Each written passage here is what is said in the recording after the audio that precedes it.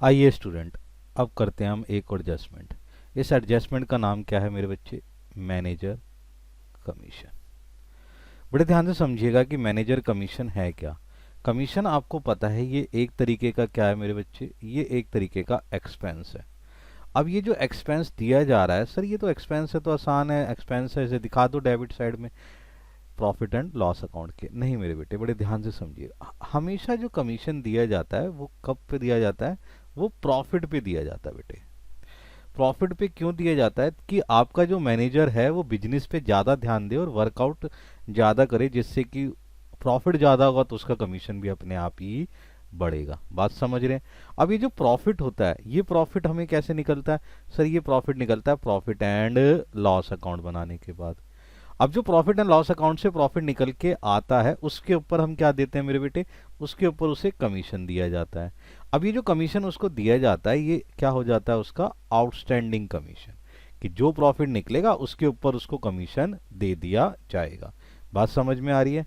अब बड़े ध्यान से ना इसके बारे में एक दो लाइनें लिखो, फिर आगे बताते हैं। ध्यान से सुनिएगा। लिखिए, some time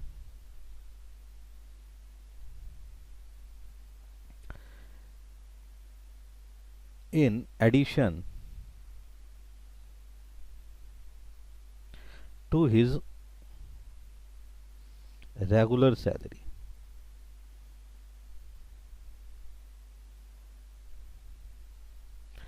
the manager in entitled to a commission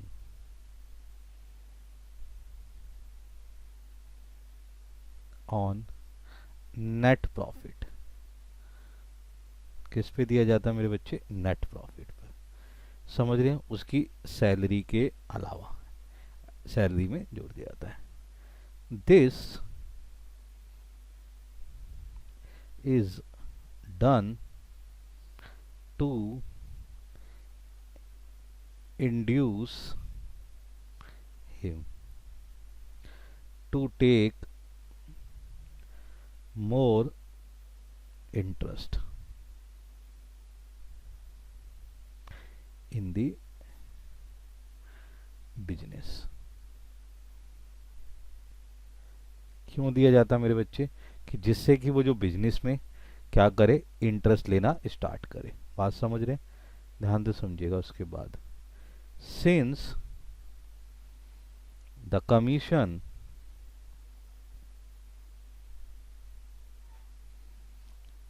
is always calculated at the end, सही है, of the accounting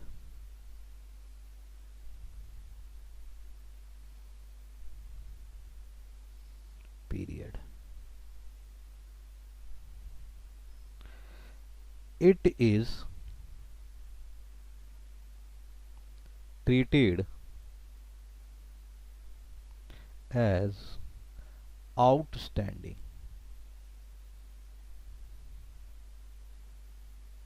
expense।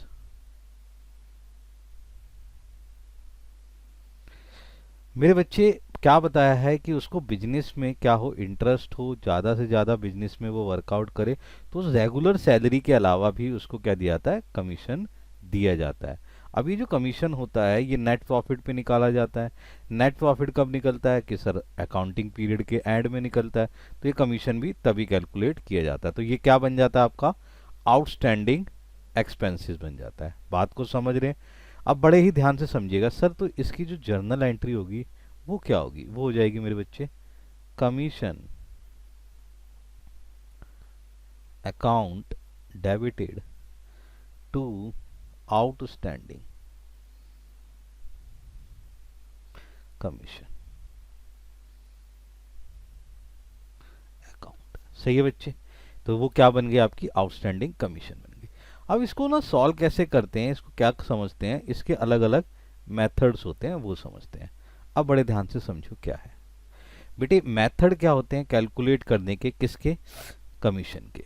अब आपने दो वर्ड पे बेटा बहुत ज़्यादा ध्यान देना है कि on profit before charging such commission या on profit after charging a such commission. बेटे इन दो वर्ड्स पे ध्यान रखिएगा। ये दो वर्ड्स आपको मिल जाते हैं कि जो कमीशन चार्ज करना है वो चार्ज बिफोर करना है या आफ्टर करना है। सर ये बिफोर और आफ्टर का क्या मतलब है, अभी समझते हैं बेटे। ध्यान से समझिएगा, एक सिचुएशन देखते हैं, पहले समझते हैं बिफोर वाली। देखो ध्यान से, इस तरीके की सिचुएशन आपके सामने आई कि भाई आपको क्या है, बिफोर कैलकुलेट करना है कमीशन। तो कैसे है, लाइन को देखिएगा कैसे दे रखी होती है। कहता है the profit earn by the firm before allowing the manager commission. Manager commission को प्रॉफिट देने, यानी कि सॉरी, मैनेजर को कमीशन देने से पहले आपका जो प्रॉफिट है वो प्रॉफिट कितना है, वो 22,000 है। तो योर नेट प्रॉफिट, ये जो नेट प्रॉफिट है वो कितना है आपका, वो नेट प्रॉफिट है 22,000 रुपीज। बात को समझ रहे हैं। अब वो क्या कहता है, the manager entitle to a commission of the 10% on net profit.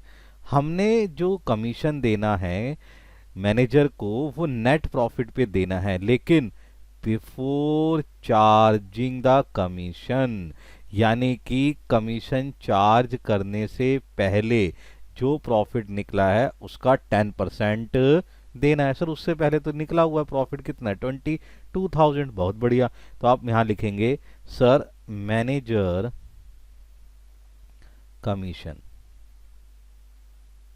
कितना हो जाएगा मेरे बच्चे, 22,000 मल्टीप्लाई बाय 10/100। यह ध्यान रखिएगा, ये जितना भी परसेंटेज है वो यहाँ पे आ जाएगा, अपॉन में 100 आ जाएगा। समझ रहे हैं मेरी बात को। कैलकुलेट करा तो इसकी वैल्यू कितनी आ गई, 2200। बात समझ रहे हैं। तो मैनेजर का जो कमीशन निकल के आया, मैनेजर का कमीशन कितना है, 2200। बहुत ध्यान से समझिए, अगर बिफोर वर्ड है तो नॉर्मली जैसे ही आप परसेंटेज निकालते हैं उसी तरीके से परसेंटेज को कैलकुलेट करेंगे। बात समझ में आ गई, बिल्कुल ठीक है। अब ध्यान से समझिए, अगर सिचुएशन बदल जाती है, सिचुएशन हो जाती है आफ्टर वाली, तो क्या होगा बेटे, ध्यान समझिए। Same question, the profit earn by the firm before allowing the manager commission is 22,000। यहां पर भी आपका जो नेट प्रॉफिट है वो कितना है, वो है 22,000। क्लियर हो रही है मेरी बात, ध्यान समझ रहे हैं। अब ध्यान से सुनिएगा क्या कहता है। कहता है manager is entitled to a commission of 10% on net profit after charging his commission. इसका मतलब वो कह रहा है कि सर उसको 10% प्रॉफिट का कमीशन देना है, बट कौन सा प्रॉफिट, वो प्रॉफिट जो कमीशन निकलने के बाद आया हो। सर निकलने के बाद, हाँ बेटा। तो मैथमेटिकली इसका क्या फॉर्मूला होता है, इसमें आप ऐसा कर सकते हैं, अगर आफ्टर दे रखा है तो आपने क्या करना है कि सर मैनेजर कमीशन कैसे निकलेगा, ये आ जाएगा आपका 22,000 जो भी नेट प्रॉफिट है मल्टीप्लाई बाय 10 अपॉन, ये ध्यान रखिएगा 100 प्लस 10, जो भी आपकी ये वैल्यू होगी परसेंटेज की वो 100 में ऐड हो जाएगी। ये ध्यान रखिएगा। If the after word is given, इसका मतलब है कि कमीशन चार्ज करने के बाद जो प्रॉफिट निकलेगा उसका हम ये चीज निकाल के देखेंगे। अब बड़े ही ध्यान से समझिएगा, इसको मैथमेटिकली समझिए। तो ये क्या कैलकुलेशन आएगी, ये कैलकुलेशन आएगी 22,000 मल्टीप्लाई 10 अपॉन 110, कैंसिल कर दिया तो ये क्या वैल्यू आ गई, ये आपकी वैल्यू आ गई 2,000। तो कमीशन ये निकल के आ गया। बेटा मैथमेटिकली समझिएगा, द आंसर इज 2,000। तो आफ्टर वर्ड दे रखा होगा तो आपका ये कैलकुलेशन होनी है। इसको ध्यान से समझते हैं कि सर ये हुआ क्या मैथमेटिकली। मेरे बच्चे बताओ ये क्या वर्ड लिखा है, आफ्टर वर्ड लिखा है, तो मैनेजर कमीशन 2000 आ गया। ये नई चीज समझा रहा हूँ, कैलकुलेशन को समझने की कोशिश करिएगा। वो कहता था कि नेट प्रॉफिट, सही है जी, कि वो वाला नेट प्रॉफिट जो कमीशन के बाद हो। अब मेरी बात सुनो, कमीशन से पहले प्रॉफिट कितना था सर? 22,000, हाँ या ना? हाँ जी सर। तुम्हारा कितना निकला है कमीशन? ये कमीशन निकला है आपका 2,000। तो ये कमीशन कितना हो गया? 2,000। तो आपने ये 2,000 इसमें से माइनस करो कमीशन, तो कितनी वैल्यू आ गई सर? 20,000। आगे के नहीं आ गई सर? ये क्या है? ये कमीशन है ना, क्या है? हाँ, अब इसका जरा 10% निकालना, जरा क्या निकल गया? 10% कैलकुलेशन करी तो कितनी वैल्यू निकल के आ गई? 2,000। हाँ या ना? ये अमाउंट और ये अमाउंट सेम आया कि नहीं आया? जी सर। तो मैथमेटिकली ध्यान रखिए, इफ आफ्टरवर्ड इज गिवन तो डायरेक्ट पुट दिस फॉर्मूला, कि आपने क्या करना है, यहाँ परसेंटेज वैल्यू लिखनी है और उस परसेंटेज वैल्यू को 100 में से ऐड करके जो वैल्यू निकल के आएगी उसको आपने कैलकुलेट करना है। तो आफ्टर वर्ड में आपने प्लस करना है, और अगर बिफोर वर्ड है तो आपने नॉर्मली इस तरीके से सॉल्व कर लेना है। बात समझ में आ गई? यहाँ तक क्लियर हो गया? सही है जी। अब बड़े ध्यान से समझिएगा, एक अलग सी सिचुएशन जो आपको एग्जाम में दे रखी होती है उसको समझते हैं, ध्यान से समझिए। अब ये आपको दे रखा है, यहाँ पर एक ट्रायल बैलेंस दे रखा है। इस ट्रायल बैलेंस में आपको कुछ वैल्यूज दे रखी हैं और कुछ एडिशनल इन्फॉर्मेशन दे रखी है। एडिशनल इन्फॉर्मेशन में आपको क्लोजिंग स्टॉक दे रखा है, commission to a manager at a 10% on net profit after, बड़े ध्यान सुनो, क्या वर्ड आ गया? After charging a such commission, उस कमीशन के बाद जो आपने निकालना है। तो अब मैंने आपको वैसे ही बता रखा है, लेकिन उससे पहले बेटा आपको क्या करना पड़ेगा सर? प्रॉफिट निकालना पड़ेगा। तो प्रॉफिट कैलकुलेट करना है, तो इस प्रॉफिट को कैलकुलेट करने के लिए क्या बनाना पड़ेगा? Profit and loss account. तो प्रॉफिट एंड लॉस अकाउंट से जो भी फॉर्मूला आएगा उससे मान के चलो जो नेट प्रॉफिट आया इनटू में 10% आफ्टरवर्ड है ना, तो मैंने आपको क्या बताया था? 100 प्लस 10, यानी कि ये जो परसेंटेज वैल्यू है वो ऐड हो जाएगी। समझ रहे हैं मेरी बात को? जी सर। अब बड़े ध्यान से समझिएगा कि हमने इसको सॉल्व कैसे करना है। तो सबसे पहले हम क्या करते हैं, नेट प्रॉफिट निकालने की, सही है, प्रैक्टिस करते हैं। अब देखो ध्यान से हमें क्या क्या दे रखा है। तो सबसे पहले हमें क्या बनाना पड़ेगा? Trading account. तो इसमें हम अपनी वैल्यूज़ को लिख लेते हैं। देखो ध्यान से बच्चे, ये कहाँ आएगा आपका? बैलेंस शीट में। ये कहाँ आएगा आपका? ट्रेडिंग अकाउंट में। ये कहाँ आएगा आपका? ट्रेडिंग अकाउंट में। ये वैल्यू कहाँ आएगी आपकी? ट्रेडिंग अकाउंट में। ये वैल्यू कहाँ आएगी आपकी? ट्रेडिंग अकाउंट में। रेंट आपका बेटा प्रॉफिट एंड लॉस अकाउंट में। एडवर्टाइजमेंट आपका प्रॉफिट एंड लॉस अकाउंट में। सैलरी आपकी प्रॉफिट एंड लॉस अकाउंट में। डेटर आपका कहाँ आता है मेरे बच्चे? बैलेंस शीट में। Then creditor is also balance sheet, machinery balance sheet के अंदर, कैश भी बैलेंस शीट के अंदर, और फर्नीचर भी बैलेंस शीट के अंदर। ये आपने वैल्यूज पुटअप कर ली, ध्यान रख लिया। अब हम इसकी वैल्यू को पुटअप करते हैं। सबसे पहले ट्रेडिंग अकाउंट बना लेते हैं। तो हमने यहाँ क्या लिखा? To stock. सही है। हमारा स्टॉक कितना है सर? स्टॉक हमें दे रखा है 10,000। कितनी वैल्यू दे रखी है मेरे बेटे? 10,000 वैल्यू दे रखी है। तो स्टॉक की वैल्यू लिख लिया आपने 10,000। ये आ गया हमारा यहाँ पर स्टॉक 10,000। ठीक है ना। उसके बाद क्या दे रखा है? परचेज। तो अब यहाँ लिख लेते हैं हम टू परचेज। सही है बेटा। परचेज कितना है आपका? परचेज है सर 50,000। लिख लो जी, ये आ गई आपकी वैल्यू 50,000। अब बड़े ध्यान से समझो, परचेज के बाद क्या है? सेल। सेल कितना है? 70,000। चलिए ध्यान से यहाँ लिख लो, बाय सेल कितना है सर? 70,000। चलिए आगे, आगे क्या चीज़ दे रखी है आपको? वेजिस। वेजिस आपके कितने दे रखे हैं? 5,000। चलिए बेटा यहाँ लिखेगा टू वेजिस। ये कितना है? 5,000 रुपीज़। क्लियर हो गया? नाउ आप क्लोजिंग स्टॉक के एडजस्टमेंट सीख चुके हैं।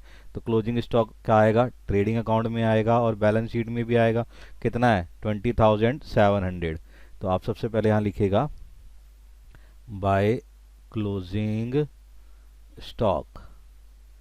सही है जी। ये कितना है आपका अमाउंट?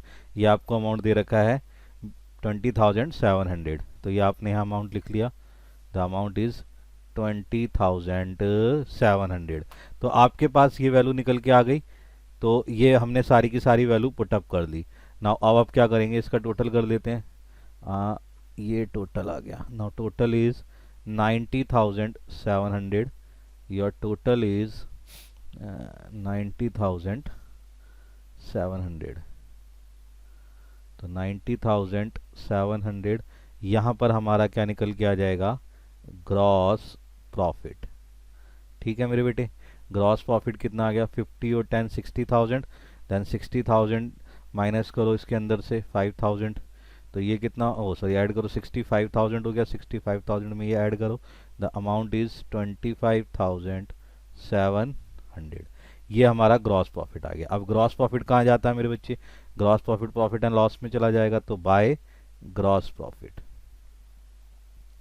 ठीक है, द ग्रॉस प्रॉफिट कितना आ गया 25,700, यानी कि 25,700। ना अब हमें प्रॉफिट एंड लॉस के अमाउंट देख लेनी चाहिए। रेंट दे रखा है हमें, सही है, रेंट कितना है 8,000, एडवर्टाइजमेंट कितना है 3,000, तो लिख लीजिए बच्चे। तो यहाँ हम लिख लेते हैं टू रेंट और टू एडवर्टाइजमेंट। सही है, रेंट कितना था मेरे बच्चे 8,000, एडवर्टाइजमेंट कितना था मेरे बेटे 3,000। नाउ आगे समझते हैं। ये आ गया सैलरी दे रखी है, सैलरी कितनी दे रखी है 7,000। नाउ यहाँ लिख लीजिए टू सैलरी, सैलरी कितनी दे दी आपको 7,000। देखिए ध्यान से, कोई अमाउंट तो है तो नहीं गया, 7,000 सैलरी हो गया और सारी चीज़ें बैलेंस शीट की है। नाउ इसका टोटल कर लेते हैं मेरे बेटे। नाउ इसका टोटल आ गया आपका, नाउ अमाउंट इज 25,700। ये अमाउंट कितना आ गया बच्चे 25,700। अब हमें क्या निकालना है, ये निकालना है नेट प्रॉफिट। समझ रहे हैं मेरी बात को, ध्यान से सुनिएगा, नेट प्रॉफिट। लेकिन ये क्या है, net profit before commission, commission से पहले वाला प्रॉफिट निकल के आएगा। तो अब इसकी कैलकुलेटिंग कर लेते हैं, कितना हो गया 7,000 और 3 कितना हो गया 10,000, 10,000 और 18,000, 18,000। Now amount is 7,700। अच्छा, ये हमारा क्या निकल के आ गया नेट प्रॉफिट। बेटा ये नेट प्रॉफिट है बिफोर कमीशन। अब इस नेट प्रॉफिट को आपने यहाँ पे ट्रांसफर कर देना है, तो लिखना है बाय एनपी बिफोर कमीशन। ये आपका बैलेंस है, ये कितना है मेरे बच्चे 7,700। ये अमाउंट आ गया। अब बड़े ध्यान से सुनिएगा, ध्यान से बच्चे, यहां लिखेंगे आप, क्या लिखेंगे टू कमीशन। अब कमीशन की वैल्यू निकालनी है। कमीशन है क्या, देखो ध्यान से, क्या दे रखा था 10% आफ्टर द नेट प्रॉफिट। सही है, नेट प्रॉफिट तुम्हारा निकल के आ चुका है। नेट प्रॉफिट कितना है, ध्यान से सुनो, नेट प्रॉफिट कितना है 7,700। तो यहाँ पे हमने बनाया थी चीज, तो now net profit is 7,700। Now 10 upon 110, afterward था, मैंने बताया था आफ्टर में परसेंटेज ऐड हो जाएगी, तो ये कैलकुलेट करा हमने, अमाउंट आ गया आपका 700। तो 700 योर कमीशन। क्लियर हो गया। नाउ यहाँ पर आपने क्या करना है, कमीशन लिखना है। कमीशन कितना लिखना है 700 रुपीज़। बात समझ में आ गई, कैसे निकला सर 7,700 का 10 अपॉन 110। सही है, ये कैलकुलेशन निकल के आ गई। अब इसको यहाँ पे हम क्या करेंगे, क्लोज कर देंगे। नाउ 7,700, ये आपका आ गया 7,700। नाउ ये तुम्हारा जो निकल के आया, ये तुम्हारा क्या है नेट प्रॉफिट है। अब जो नेट प्रॉफिट निकला है आफ्टर द कमीशन, ये कितना आ गया 7,000 रुपीज़। बड़े ध्यान से समझिएगा मेरे बेटे। सबसे पहले आप नॉर्मली सारी एडजस्टमेंट जितनी भी एंट्रीज है उसे कैलकुलेट कर लीजिए, कमीशन छोड़ दीजिएगा। कमीशन छोड़ने के बाद जो आपका आंसर निकलेगा वो भी नेट प्रॉफिट होगा, बट वो नेट प्रॉफिट क्या होगा बिफोर कमीशन होगा। तो वो जो नेट प्रॉफिट आपका ये वैल्यू निकल के आएगी, उस नेट प्रॉफिट को आपने क्या करना है यहाँ पर ट्रांसफर करना है। ट्रांसफर करने के बाद इसके ऊपर कैलकुलेट करना है आपने कमीशन। आफ्टर है तो 10 अपॉन 110, सही है जी, और अगर बिफोर है तो 10 अपॉन 100। क्लियर हो गया। देन यहाँ पर कमीशन लिखने के बाद जो आपका अमाउंट निकल के आएगा ये आपका क्या होगा नेट प्रॉफिट होगा। तो ये आपकी नेट प्रॉफिट की वैल्यू आ गई। अब बेटे बैलेंस शीट बना लेते हैं। तो बैलेंस शीट में सबसे पहले मुझे कैपिटल चाहिए। कैपिटल कितनी है 6 लाख रुपीज़। तो आ जाओ मेरे बच्चे लायबिलिटी साइड में। तो सबसे पहले मैंने लिख दिया कैपिटल। कैपिटल कितनी है 6 लाख रुपीज़। इसमें क्या है नेट प्रॉफिट में क्या करता हूँ ऐड करता हूँ। सही है बेटा, नेट प्रॉफिट ऐड करा, प्रॉफिट इज 7,000 रुपीज़। तो ये मैंने प्रॉफिट इसमें ऐड कर दिया। नाउ प्रॉफिट ये ऐड हो गया, तो ये अमाउंट कितना आ गया बेटे 6,07,000। ये हमारा अमाउंट आ गया। अब आगे देखते हैं बैलेंस शीट के लिए और क्या क्या चीज़ चाहिए। हमारे पास डेटर है, डेटर कितना है मेरे बेटे 15,000। आ जाइए, ये एसेट साइड में आ जाएगा मेरे बच्चे डेटर। डेटर कितना है 15,000। नाउ आगे चलिए और क्या क्या चीज़ें हैं। डेटर हो गया बेटा, नाउ डेटर हमने कर लिया। नाउ क्रेडिटर, क्रेडिटर कितने हैं 28,000। चलिए क्रेडिटर लिखते हैं, क्रेडिटर हमारी लायबिलिटी होती है, तो ये आ गया क्रेडिटर। क्रेडिटर कितने थे 28,000। क्लियर हो रहा है? अब बड़े ध्यान से समझिएगा। उसके बाद हमारी मशीनरी आ जाएगी, ये भी हो गया। मशीनरी दे रखी है 3 लाख रुपीज़ की, तो एसेट्स हो गई अब हमारी। आ जाइए मशीनरी, तो हमने यहाँ क्या लिखा मशीनरी 3 लाख रुपीज़ की, ये हमारी मशीनरी आ गई। नाउ नेक्स्ट देखिए क्या रह गया, मशीनरी हो गई। कैश, कैश कितना 1 लाख, फर्नीचर कितना 2 लाख, दोनों एसेट्स हैं, लिख लेते हैं। तो आपने लिखा कैश एंड फर्नीचर। सही है बच्चे? जो आपके पास कैश है वो कैश कितना था 1 लाख, तो कैश लिख लिया आपने 1 लाख रुपीज़, और फर्नीचर कितना आ गया 2 लाख रुपीज़। ठीक है मेरे बेटे, ये आपके पास अमाउंट आ गया 2 लाख रुपीज़। नाउ अब आपके पास क्या है सर, डेटर था, डेटर था 20, डेटर हो गया सारा। क्लोजिंग स्टॉक था, क्लोजिंग स्टॉक कितना है 20,700। तो चलिए क्लोजिंग स्टॉक भी लिख लेते हैं। क्लोजिंग स्टॉक है सर 20,700। अब बच्चे एक चीज़ और ध्यान रखो, अभी आपने जो कमीशन की एंट्री है वो आपने क्या है प्रॉफिट एंड लॉस में कर दी है। जो कमीशन देना है अभी, तो वो इसकी सेकंड एडजस्टमेंट कहाँ जाएगी, ये यहाँ आ जाएगी बच्चे। तो ये आ गई आपकी मैनेजर कमीशन। सही है जी, मैनेजर कमीशन कितना है 700 रुपीज़। बात समझ रहे हैं? इस तरीके से ये अमाउंट निकल के आ गया। अब हम क्या करेंगे, इसका टोटल कर लेते हैं। सही है, तो ये टोटल कर लेते हैं। नाउ टोटल, टोटल में देख लेते हैं कितना आता है। दिस इज योर 700, 8 और 28, 8 हो गया 5, now 6,35,700। This is amount is also there 6,35,700। ये आपकी बैलेंस शीट बन के तैयार हो गई। बात समझ में आ गया मेरे बच्चे? मैनेजर कमीशन आपको समझ में आ गया है किस तरीके से मैनेजर कमीशन को बैलेंस शीट में शो करना है, और किस तरीके से आपने इसको कैलकुलेट करना है कहाँ पर, प्रॉफिट एंड लॉस अकाउंट में। इस तरीके से बेटे आपने इसको प्रॉफिट एंड लॉस को 2 हिस्सों में बांट लेना है, जिससे कि आपका आसानी से कैलकुलेट हो सके। आगे बात समझ में? इसका हार्ड वर्क करो बच्चे, इसकी प्रैक्टिस करो बेटा।